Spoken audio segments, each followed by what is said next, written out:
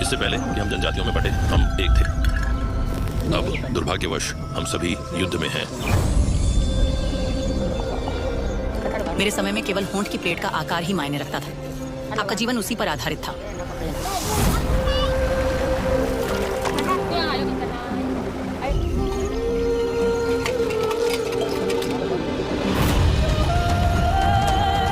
क्या हम पशुधन के साथ पड़े होते हैं, हम खून और दूध पीते हैं, हम शादी करते हैं और यही है हमारी सरल जिंदगी। डोंगा से पहले खून और दूध पिया जाता है और काम करते समय पोषक के रूप में यह एक ऊर्जा पेय जैसा होता है।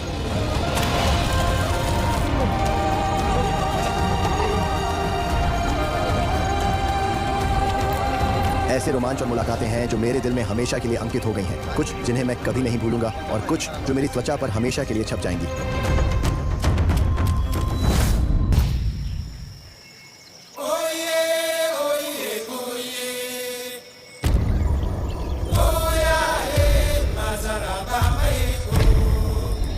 निश्चित रूप से हमने सींग ऑफ अफ्रीका में सबसे भयंकर और हिंसक जनजातियों में से एक मानी जाने वाली सूर्य से गर्मजोशी की उम्मीद नहीं की थी, लेकिन मुझे कहना होगा कि यह एक अनोखा अनुभव है जब ये सभी लोग AK-47 से लैस होकर हमें देख रहे हैं, परख रहे हैं, अध्ययन कर रहे हैं। यहाँ सम्मान अर्जित करना पड़ता है।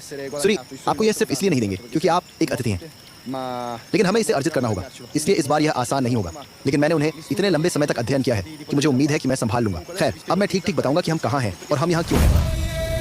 यह इथियोपिया के दक्षिण पश्चिम में ओमा घाटी है, अफ्रीकी महाद्वीप के सबसे दूरस्थ और आकर्षक क्षेत्रों में से एक, जो सूरी का घर कहलाता है। एक प्राचीन और रहस्यमय लोग जो आधुनिक दुनिया से अलग रहते हैं। सूरी कई चीजों के लिए जाने जाते हैं। उनके साहस और दृढ़ता मौलिक मूल्य है, और यह कोई संयोग नहीं है कि उन्हें ओमा घाटी की सबसे खतरनाक जनजातियों में से एक माना जाता है। और हमारे चारों तरफ हर आदमी हथियारबंद है, डराने के लिए नहीं बल्कि बचाव के लिए। यहाँ भूमि और पशुधन कीमती हैं और जनजातीय प्रतिद्वंद्विता अभी भी जीवंत है। पुरुष मुख्यतः मवेशियों की देखभाल करते हैं जो उनकी अर्थव्यवस्था का केंद्र और धन का प्रतीक है, जबकि महिलाएं अनाज के हरे भरे खेतों की खेती करती हैं जो उनके लिए बहुत महत्वपूर्ण है। ये सब सोरखुम है। ये सभी सोरखुम के बागान हैं जो अनाज वे अपने आहार में उपयोग करते हैं। यह महिलाओं द्वारा उगाया जाता है। गहरे आदर के साथ मैंने गांव में खुद को डुबाने की कोशिश की। मैं तुरंत उनकी साधारण आवश्यक मिट्टी और भूसे से बनी झोंपड़ियों से मोहित हो गया, फिर भी जीवन से भरी हुई है। यह बेहद दिलचस्प है कि आप सूर्य परिवारों में झांक सकते हैं, क्योंकि आप जिस सादगी के साथ वे रहते हैं उसकी प्रशंसा कर सकते हैं और उन आवश्यकताओं को देख सकते हैं जिनसे वे जीवित रहते हैं। जैसे मकई के भुट्टे जो चूल्हे में छोड़ दिए जाते हैं, जो घर को गर्म रखते हैं क्योंकि वे उनके आहार की नींव है। जैसा कि आप देख सकते हैं, वे उन्हें साफ करके एक खोखले लौकी से बनी कटोरी में छोड़ देते हैं। एक लौकी जो फिर एक गिलास, कटोरी, प्लेट बन जाती है। लौकी उनका बर्तन है, यूं कहें। अंदर उनके पास सब कुछ है, जिसमें जानवरों की खाल से बना बिस्तर भी शामिल है। बहुत सरल, फिर भी वास्तव में बहुत आकर्षक। महिलाएं मुझे सबसे पहले स्वीकार करती हैं और मैं उनके हर हाव भाव से बहुत प्रभावित होता हूं, जो इतिहास और संस्कृति से भरे हुए हैं। मैं इसे खुद आजमाना चाहता हूं। ये मूल रूप से एक कद्दू से बना पाइप है। महिलाएं, केवल महिलाएं, इस तरह तंबाकू पीती हैं। ये महिला इसे पी रही है। उसने मुझे उसे देखते हुए देखा और मुझे आमंत्रित किया। मैंने इसे भी आजमाने का अवसर लिया।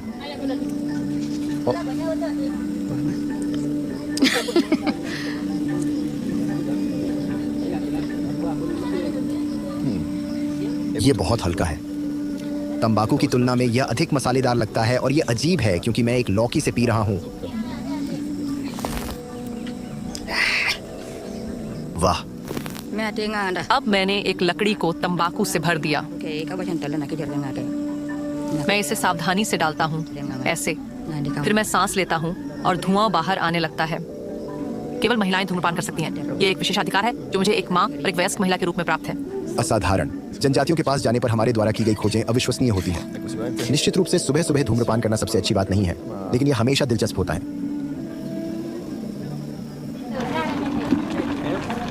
वे बियर तैयार कर रहे हैं। बियर जो ज्वार के आटे से बनी है, जो उनके लिए एक विशेषता है। जब वे बियर तैयार करते हैं, बच्चे इसका स्वाद लेते हैं। ज्वार के आटे का कुछ हिस्सा खाते हैं जिसे फिर कई दिनों तक खमीर उठाकर रखा जाएगा और बाद में पूरे गांव द्वारा उपभोग किया जाएगा, जो इसे शाम में अच्छी तरह से उपयोग करेंगे।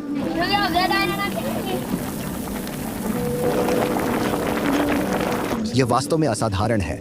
यह महिला अपनी होंठों पर राख लगा रही है, क्योंकि यह होंठ प्लेट लगातार पहनने से हुए सभी घावों को ठीक करती है। उन्होंने हमें यह भी बताया कि होंठों पर राख लगाने से उन्हें सुन्न कर देता है, जिससे हर बार जब होंठ प्लेट लगाई जाती है तो कम दर्द होता है। सी वाली महिला की होंठ की प्लेट का सचमुच एक दिलचस्प इतिहास है जो सदियों पुराना है। कहा जाता है, बताया जाता है कि गुलामी व्यापार के दौरान सी वाली महिलाएं पकड़ी जाने और ले जाई जाने से बचने के लिए अपने शरीर को विकृत कर देती थीं ताकि वे गुलाम व्यापारियों को कम आकर्षक लगे। उदाहरण के लिए किशोरावस्था से उनके होठों को खींचकर निचले होंठ को छेद कर उम्र के साथ छेद को धीरे धीरे बड़ा करते हुए।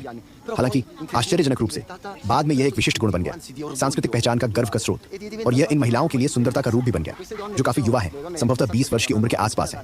याद रखें कि उन्हें अपनी उम्र का पता नहीं होता, वे साल नहीं गिनते, वे सबसे बड़ा संभव होंठ प्लेट पहनती हैं ताकि आकर्षक दिख सके। सबसे अच्छे आदमी से शादी करने के लिए, जनजाति के सबसे अच्छे आदमी से, उदाहरण के लिए इस युवा लड़की के पास एक लिप प्लेट है जो कम से कम 10 से 15 सेंटीमीटर व्यास की होनी चाहिए। यह एक बहुत ही महत्वपूर्ण प्लेट है और इसे लगाने के लिए वह सामने के पहले 2 दांत तोड़ती है ताकि सर्कल के लिए जगह बन सके। और यह देखना आकर्षक है कि वे इसे कैसे तैयार करते हैं। वे मिट्टी को संकुचित करते हैं और फिर इसे पकाते हैं, मिट्टी को ठोस और सख्त बनाने के लिए ताकि होंठ की प्लेट डाली जा सके। मैं आपको सूरी महिलाओं के बारे में घंटों तक बता सकता हूँ। वे अद्भुत हैं, वे शानदार हैं। आपने उनके शरीर पर बने निशानों को जरूर देखा होगा। ये निशान उस तरह के होते हैं जैसे उनकी कहानियों को बताने वाले टैटू। और वे सुंदर हैं क्योंकि उनके लिए वे सजावट है, सौंदर्य का एक रूप है। जितने अधिक निशान और कटाई के निशान होते हैं वे पुरुषों के लिए उतनी ही आकर्षक होती हैं। एक और दिलचस्प और अनोखी बात है उनका केश विन्यास। जितनी अधिक विस्तृत और जटिल केश सज्जा हो, जैसे इन महिलाओं की, खासकर उसकी क्योंकि वह थोड़ी युवा है, उतना ही वे पुरुषों का ध्यान आकर्षित करना चाहती हैं। इसका मतलब है कि वे शायद अभी तक शादीशुदा नहीं है और पति, साथी या सहचर की तलाश में है। यह एक प्रक्रिया है जो हम छोटी लड़कियों के रूप में शुरू करते हैं। यह एक छोटे कट के साथ शुरू होती है जहां हम एक छड़ी डालते हैं और धीरे धीरे जैसे जैसे त्वचा इसकी आदत बन जाती है हम छेद को बड़ा करते हैं। जितनी बड़ी प्लेट आप पहनेंगी आपके पति द्वारा दिए जाने वाले दहेज के लिए उतनी ही अधिक गायें दी जाएंगी। जब इसे काटा जाता है तो यह बहुत दर्द होता है। हम इसे छुरी से करते हैं। मैंने इसे तब से चाहा जब मैं एक लड़की थी। प्लेट हमारी सुंदरता का प्रतीक है। होंठ को खींचने के लिए तैयार करते समय निचले दांत भी निकालने पड़ते हैं। यह जरूरी है कि होंठ की प्लेट ठीक से फिट हो। हमारे दांत तब निकाले जाते हैं जब हम छोटे होते हैं, प्रक्रिया शुरू करने से पहले। हालांकि अब कई युवा लोग कटवाना नहीं चाहते हैं। वे कहते हैं कि यह बहुत दर्द होता है, लेकिन जो ऐसा करते हैं उन्हें पति आसानी से मिल जाते हैं। मेरे परिवार की सभी महिलाएं खांसी गई। मुझे मेरी माँ को कट लग गया था, मेरी चाची को कट लग गया था, सभी को कट लग गया था। मुझसे पहले की महिलाएं कट गई थीं, मैं नहीं थी और मैं नहीं चाहती। उन्होंने मेरे कान खींचे, लेकिन अगर मैं वापस जा सकती मैं इसे फिर से नहीं करूंगी।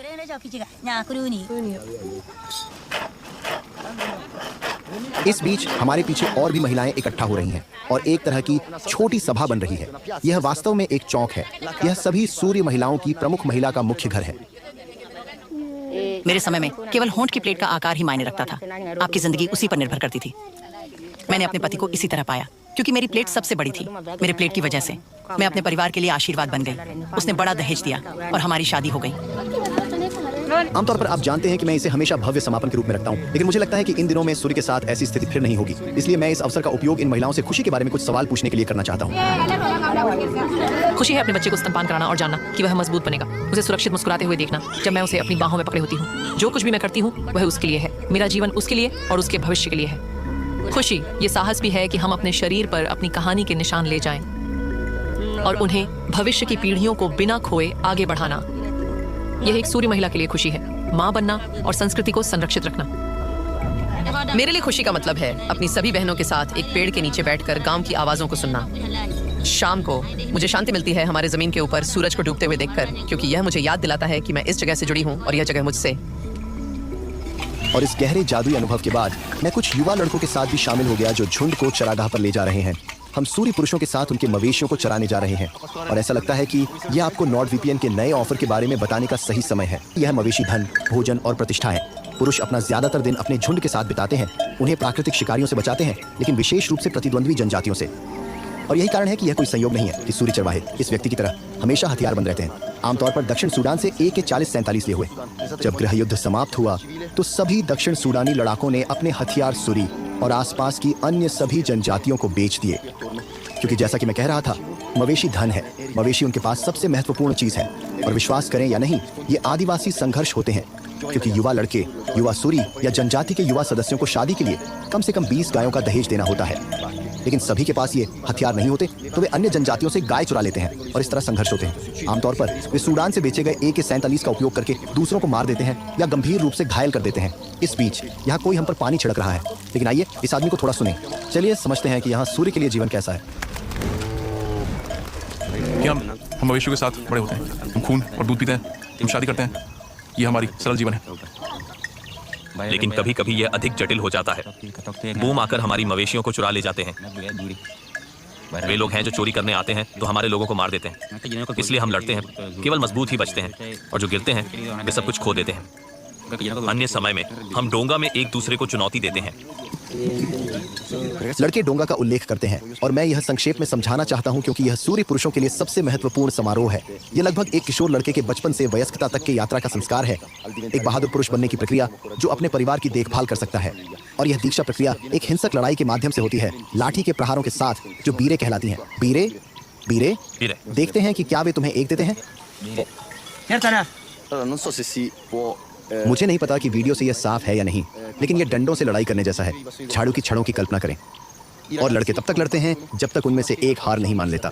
उद्देश्य मारना नहीं है, बल्कि मानसिक और शारीरिक रूप से प्रतिद्वंद्वी को वश में करना है। हालांकि दुर्भाग्यवश कुछ अपनी जान गंवा देते हैं या आंखें या दांत खो देते हैं। आपको इन युवा लड़कों को कल्पना करनी होगी जैसे वे एक अखाड़े में ग्लैडिएटर हो जो लोगों से बना हो, देखने के लिए कि कौन कबीले में सबसे गर्वित, सबसे ताकतवर आदमी होगा। और डंगा का विजेता उस महिला को चुन सकता है जो वह चाहता है, जिसकी वह इच्छा करता है। और महिला चुने जाने पर बहुत खुश होगी क्योंकि वह कबीले के सबसे ताकतवर, गर्वित आदमी की साथी बनेगी। तो यह मर्दानगी का सवाल है। एक सवाल की प्रजनन क्षमता। वे पूरी जनजाति को दिखाना चाहते हैं कि वे डोंगा के माध्यम से सबसे शक्तिशाली हैं। मैं सिर्फ कल्पना करना चाहता हूं इसका क्या मतलब है। मैं उसे मारने की कोशिश कर रहा हूं, लेकिन चेहरा पर चोट लगने का क्या मतलब होता है? सिर पर, हाथों पर।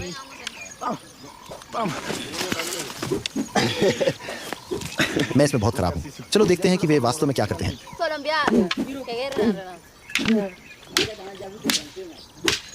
डोंगा हमारे लिए स्कूल की तरह है, एक शिक्षा। डोंगा के माध्यम से हम बढ़ना सीखते हैं। डंडे द्वारा दी गई पीड़ा जीवन का रूपक है और हमें कठिन चुनौतियों के लिए तैयार करती है। मैंने 30 से अधिक मुकाबलों में भाग लिया है, हर बार जुनून से लड़ते हुए।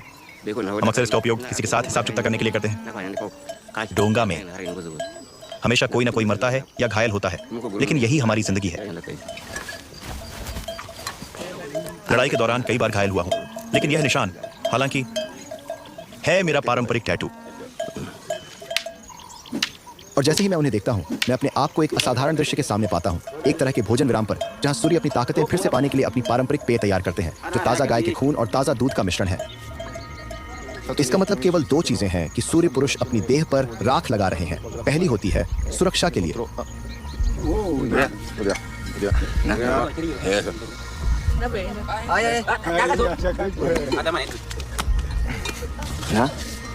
असल में अब केवल दो नहीं हैं, वे 3 कारणों से राख लगा रहे हैं। पहला है खुद को कीटों और मच्छरों से बचाने के लिए।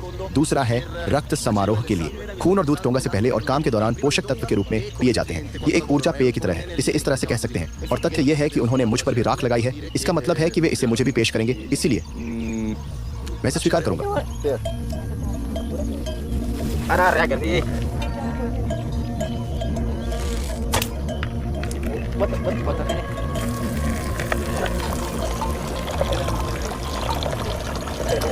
मुझे पता है कि यह एक कठोर प्रथा लग सकती है, लेकिन वास्तव में सूर्य इन गायों की देखभाल करते हैं जैसे वे परिवार का हिस्सा हो। वास्तव में वे शायद ही कभी इन्हें मारते हैं जब तक ये बूढ़ी नहीं हो जाती और उनके पास कोई और चारा नहीं होता। हालांकि उनके लिए यह पोषण है, उनके लिए यह खून और दूध का सेवन करना महत्वपूर्ण है, इसलिए इसे सम्मान और जिज्ञासा के साथ देखें।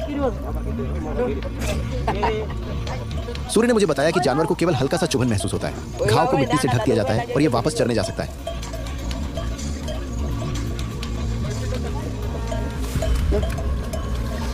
ईमानदारी से कहूं तो मैं इसे छोड़ सकता था, लेकिन यह एक अच्छा मौका है कि सूर्य पुरुषों द्वारा स्वागत और स्वीकार किया जाए।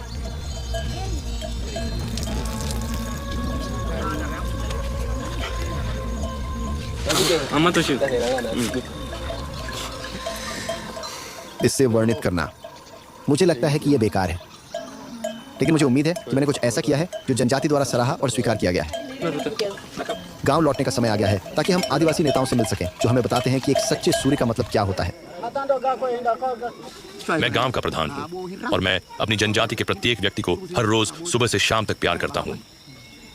हालांकि हमारी प्रतिष्ठा सकारात्मक नहीं है। जो शांति से आते हैं उन्हें हमारे जैसा ही स्वागत किया जाता है।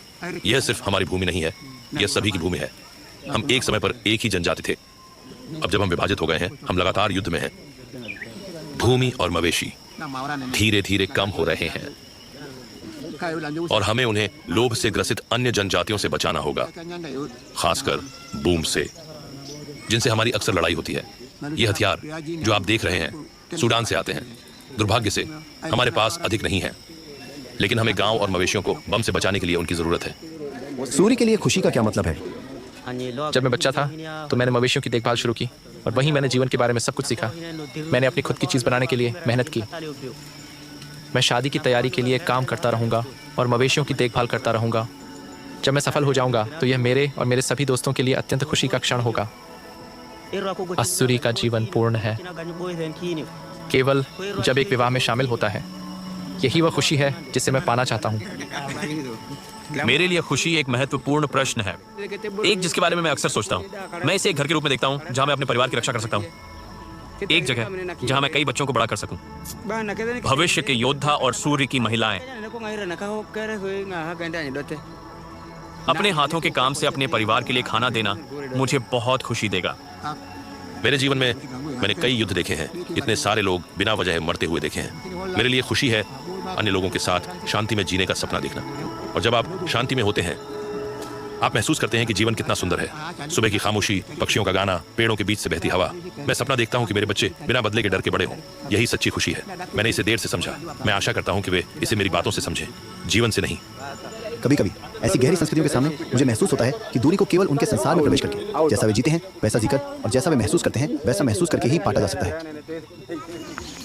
मैंने अपनी जिंदगी में कुछ बेवकूफ़ी भरी चीज़ें की हैं, लेकिन मुझे लगता है कि कम से कम इसमें कुछ मतलब है, क्योंकि सूर्यों से मिलने के लिए मैंने बहुत इंतजार किया है। इसलिए उनकी कला का एक टुकड़ा हमेशा के लिए अपने शरीर पर होना एक सम्मान है। देखते हैं ये कैसे होता है।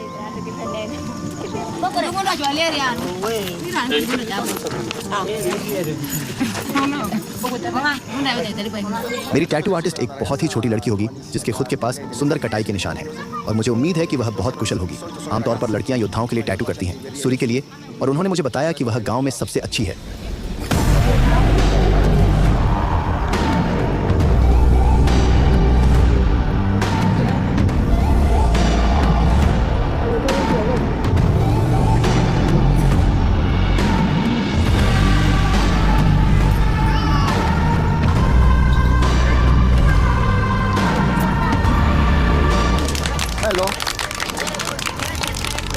उन्हें ये पसंद आया, उन्हें ये पसंद आया।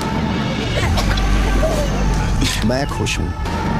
अपनी यात्राओं में शायद ही कभी मैं ऐसे गहन और आदिम भावनाओं का अनुभव करता हूँ जैसा कि मैंने इस कालातीत अनुष्ठान के माध्यम से महसूस किया। केवल एक संक्षिप्त और क्षणभंगुर पल के लिए सूर्य ने अपना पहरा हटा दिया, जिससे मुझे वास्तव में उनकी दुनिया में प्रवेश करने का अवसर मिला। और उस क्षण में मैंने भी सभी संरचनाओं, सभी निर्णयों को छोड़ दिया, खुद को अपनी संस्कृति के बोझ से किसी तरह मुक्त कर लिया। अब कोई प्रलेखन नहीं था, अब कोई जिज्ञासु पर्यवेक्षक नहीं था। हम बस मानव थे, दूर की दुनिया से, हाँ, लेकिन एक दूसरे को स्वीकार करते हुए और एक पल के लिए एक दूसरे को समझते हुए। ऐसे पल बहुत दुर्लभ होते हैं, बेहद दुर्लभ, और शायद ये 100 में एक बार होते हैं, पर इसी वजह से वे इतने कीमती होते हैं। और यही जादू, यही प्रामाणिक और अनोखा जुड़ाव मुझे हर बार प्रेरित करता है। और शायद यही मेरी खुशी है। जहां भी यात्रा मुझे ले जाए, उसे खोजते रहना।